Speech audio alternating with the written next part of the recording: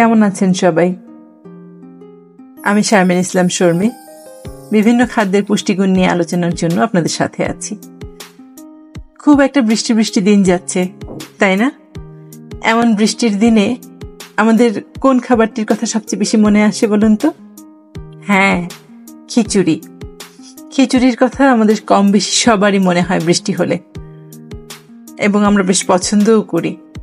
আজ আমি কথা বলবো খিচুড়ির পুষ্টিমান নিয়ে। চলুন শুরু করি। বাংলাদেশের একটি জনপ্রিয় এবং পুষ্টিকর খাদ্য হচ্ছে খিচুড়ি। এটি মূলত চাল ও ডালের সংমিশ্রণে তৈরি হয় এবং প্রায়শই এতে সবজি, ঘি বা তেল, অন্যান্য মশলা যোগ করা হয়।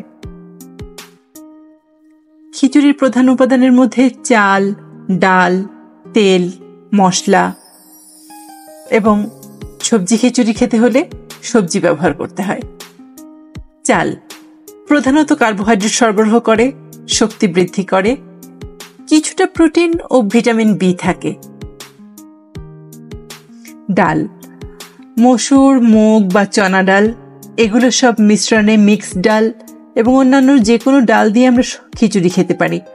এতে উচ্চমানের প্রোটিন সরবরাহ করে, আয়রন, জিঙ্ক ও ফাইবারের ভালো উৎস, অন্ত্রে ভালো ব্যাকটেরিয়া বৃদ্ধিতে সহায়ক। সবজি যেমন আলু, গাজর, সিম, ফুলকপি, শাক, বিভিন্ন শাক এবং নানান রকম মৌসুমী সবজি আমরা পেয়ে থাকি। তা থেকে আমরা খিচুড়ি রান্না করতে পারি। এই খিচুড়ি থেকে আমরা ভিটামিন এ, সি এবং ফাইবার পেয়ে থাকি। অ্যান্টিঅক্সিডেন্ট সরবরাহ করে থাকে। তেল বা ঘি ক্যালোরি বাড়ায়, ফ্যাট সলিউবল ভিটামিন যেমন এ, ডি, ই, কে শোষণে সহায়তা করে।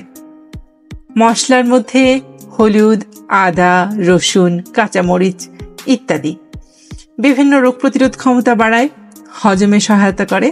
সেক্ষেত্রে স্বাদ বৃদ্ধিতে এ সকল মশলার তো কোনো জুড়ি নেই। খিচুড়ির পুষ্টিমান যদি আমি বলি, তাহলে প্রতি 1 কাপ বা 200 গ্রাম খিচুড়ি থেকে আমরা শক্তি পেয়ে থাকি 250 থেকে 350 ক্যালোরি, প্রোটিন 4 থেকে 12 গ্রাম, কার্বোহাইড্রেট 35 থেকে 45 গ্রাম, ফ্যাট 5 থেকে 10 গ্রাম, ফাইবার 3 থেকে 5 গ্রাম, আয়রন 1 থেকে 2 মিলিগ্রাম, ক্যালসিয়াম 20 থেকে 40 মিলিগ্রাম। উল্লেখ্য পরিমাণের পরিবর্তন হতে পারে উপকরণ এবং রান্নার পদ্ধতির উপর নির্ভর করে।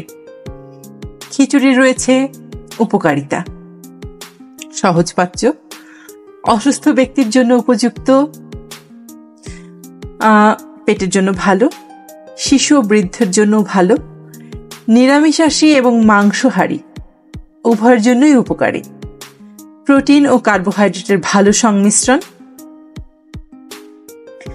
আর যদি অপকারিতার কথা বলি, তাহলে অতিরিক্ত তেল বা ঘি ব্যবহার করলে খিচুড়িতে ক্যালোরি বেড়ে যেতে পারে, বেশি আলু ব্যবহার করলে গ্লাইসেমিক ইন্ডেক্স বাড়তে পারে, এবং কোনো কোনো মানুষের ডালে হজমে সমস্যা হতে পারে। যাদের গ্যাসের প্রবলেম রয়েছে তাদের ক্ষেত্রে এই ধরনের সমস্যা হয়ে থাকে।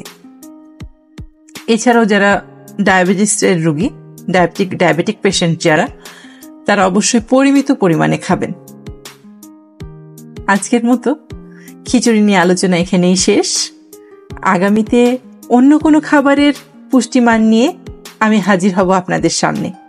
সেই পর্যন্ত ভালো থাকুন, সুস্থ থাকুন।